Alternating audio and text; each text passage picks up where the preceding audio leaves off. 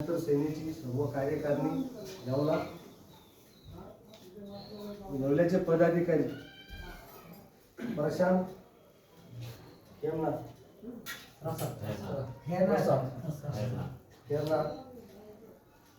एक सामान्य कुटुंबातला मुलगा ज्याला या ठिकाणच्या प्रस्थापिताने जनावरांसारखं मारहाण केली, असे मारहाण करणारे हे भारताचे नागरिक होऊ शकत नाही। हे आतंकवाद्याचे आवलेले, हे आतंकवाद्याच्या पायदाशी आहे।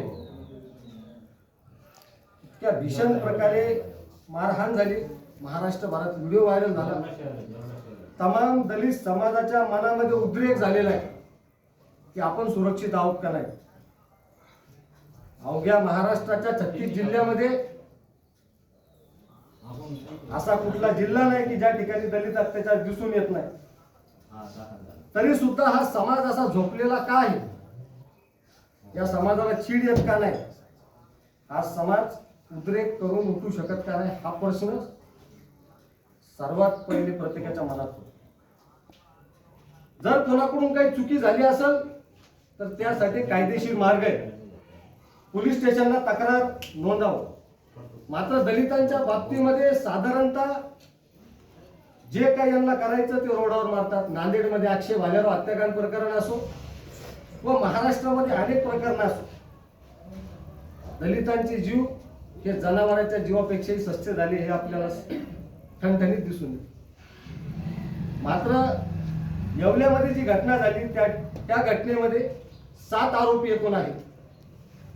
7 पैकी 1 आरोपी अटक आहे आणि पोलीस प्रशासन सांगते की आम्ही आरोपी धुंडत आहोत। या ठिकाणचं पीडित कुटुंब सांगते की आरोपी हे गावामध्ये मोकाट फिरतायत। ज्या वेळेला आम्ही सर्व या ठिकाणी आलो त्यावेळेला बघितलं की तिथं पोलीस संरक्षण, आरोपीच्या धमक्या येत आहेत कुटुंबाला। महाराष्ट्रामध्ये एक संतापाची लाट निर्माण झालेली आहे की आपण सुरक्षित आहोत का नाही, आपले लेकरं सुरक्षित आहेत का नाही। आजच्या स्थितीला एक असा दिवस आडवा जात नाही की ज्या दिवशी कुठे दलितावर अत्याचार होतो, कुठे जातीच्या नावावरती हिणवल्या जात नाही,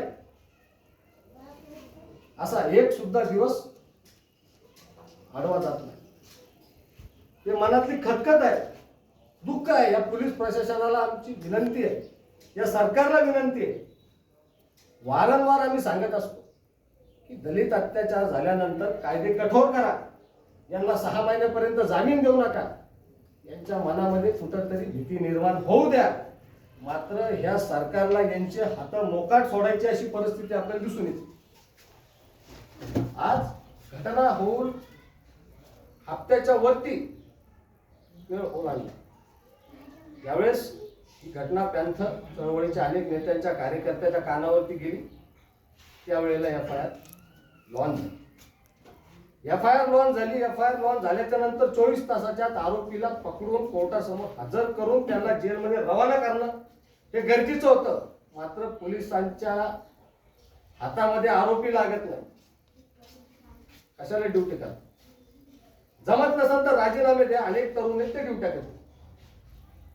उद्याच्या तारखेला येवल्यामध्ये आंबेडकरी समाजाच्या सर्व घटकांच्या माध्यमातून येवल्यामध्ये मोर्चा आयोजित करण्यात आला।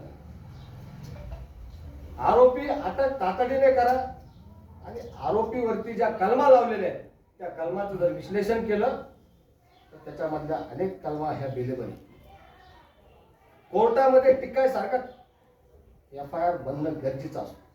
त्या पद्धतीने कुठंतरी काटकसर झालेली आहे, प्रशासन आपल्या विरोधात हे आपल्याला दिसून येत आहे। मात्र प्रशासनाला घाम आपण फोडू शकतो जर आपण महाराष्ट्रातले सर्व दलित समाजाचे तरुण आया बहिणी एकत्र आलो तरच आपण वाचू शकतो अशी परिस्थिती। ही घटना दुर्दैवी, अंगावरचे वळ पाहिले तर एखादा सभ्य माणूस जो माणसाची अवलाद आहे तो जेवणार सुद्धा नाही, मात्र जनावरांच्या अवलादी असं कसं करू शकतात। हे जनावर असे मारणारे हे माणसं म्हणून समाजामध्ये ठेवण्याच्या कामाचे नाहीत. त्यासाठी यांना जेलचे पिंजरे गरजेचे आहेत. मी येवल्यामध्ये झालेल्या घटनेचा जाहीर निषेध या ठिकाणी करतो आणि औरंगाबाद जिल्ह्यामध्ये आंबेडकरवादी पॅंथर सेनेच्या माध्यमातून जिल्हाधिकारी कार्यालयासमोर तरकाळी फोडल्या जाणार. आणि मी सर्वांना ही विनंती करतो की जर एखाद्या दलितावरती एखाद्या गावामध्ये अत्याचार होत असेल तर 36 जिल्ह्यामध्ये त्याच्या प्रतिक्रिया उमटणं गरजेचं आहे. आपल्या सर्वांचं एकत्र येणं गरजेचं आहे. आणि जर असं झालं नाही तर जी घटना आज झालेली आहे ती घटना वारंवार होणार आणि समाजावरचा अत्याचार कुठंतरी वाढतच राहणार. या घटनेचा मी जाहीर निषेध करतो. माझ्या सर्व बांधवांना क्रांतिकारी जय भीम आणि थांबतो. सर्वांना क्रांतिकारी जय लवजी. आज आंबेडकरवादी पॅंथर सेनेच्या वतीने प्रसाद खैरनार या पीडित कुटुंबाला भेट देण्यासाठी आलो. परिस्थिती भयानक आहे. कुटुंबाला भेट देण्यासाठी आलो तर पोलीस संरक्षणच नव्हतं.